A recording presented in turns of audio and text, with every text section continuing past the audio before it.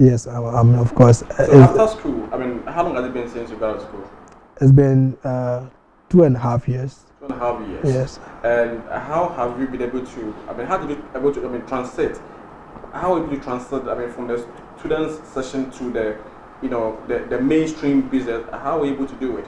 That transition. Some people started business and then it died after school. Yes. But you were able to at least run a business all this while. How? So were you able to get that done? the main attribute I think is determination. Yeah, determination and consistency. So in the course of running the business or since inception, there have been numerous challenges I've been facing, but just my sheer determination to make it succeed, not give up, no matter what, is what has kept the business to this point. I finished school. I did my national service, but while I was doing my national service, I was still running the business. So I was still gathering money to invest back into the business so that we can expand. So I was able to gather some money while doing my national service and doing the business at the same time.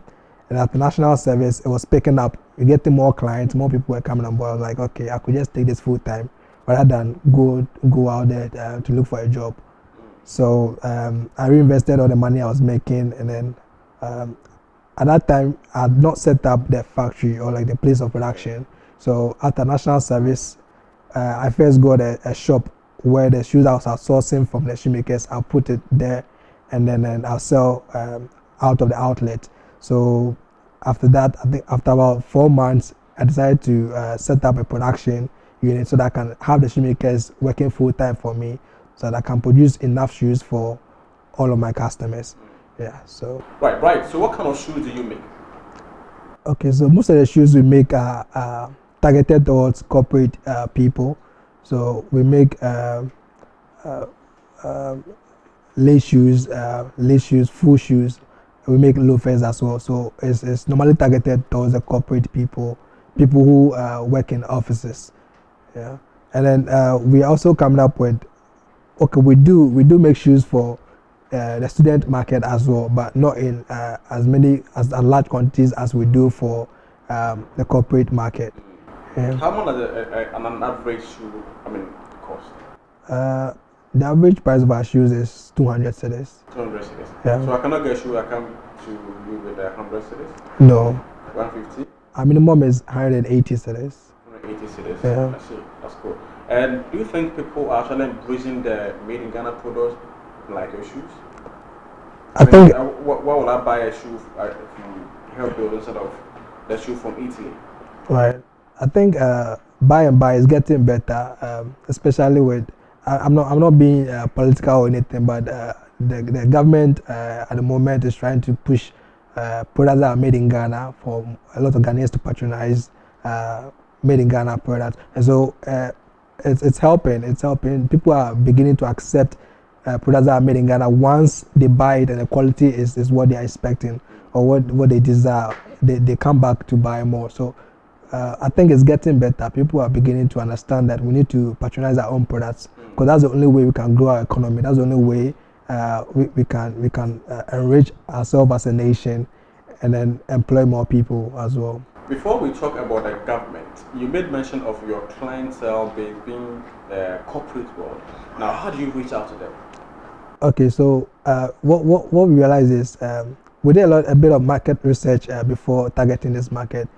And realize that most of these people like to patronize or buy their stuff online rather than physical shops. So we target them at where they normally find themselves with online. So we do a lot of online sales via social media, e-commerce platforms, and then we also do exhibitions at places that would have these people around. So we do all of that too. Do you have a website yourself for your business? Yes, we have a website, but for now it's down for reconstruction. Okay. Yeah. You have a social media account like we just mentioned. You do more social media stuff? Yes, we have a social media account on Facebook, Instagram, and Twitter. Yeah, that's great. Right. So do you think the government is doing enough for startups like yourself? What I'll say about that is. I've been hearing news, that the government is supporting young entrepreneurs or startups, but from my personal experience, I don't think the government is doing enough. Because I had the opportunity to meet the Deputy Minister for Trade trade and industry. Carlos? Yeah, Carlos Ahenkra, and then Carlos Ahenkra. right, and then he introduced me to the executive director for the National Board for Small Scale Industries. Okay, that's Madam Kwasi Yanka. Right. Okay. So I was seeking some funding from them, and then she actually asked me to bring a proposal so that they could fund they could support me what I was asking them of. That was in January, and then she sounded urgent when she asked me to do that. That the funds have been released to them, which was actually said by the minister. Funds have been released to the NBSSI, okay. So I should. That's why he introduced me to the woman. Yeah. So she said I should bring a proposal so that they could fund or like provide me the support that I'm expecting or like I want.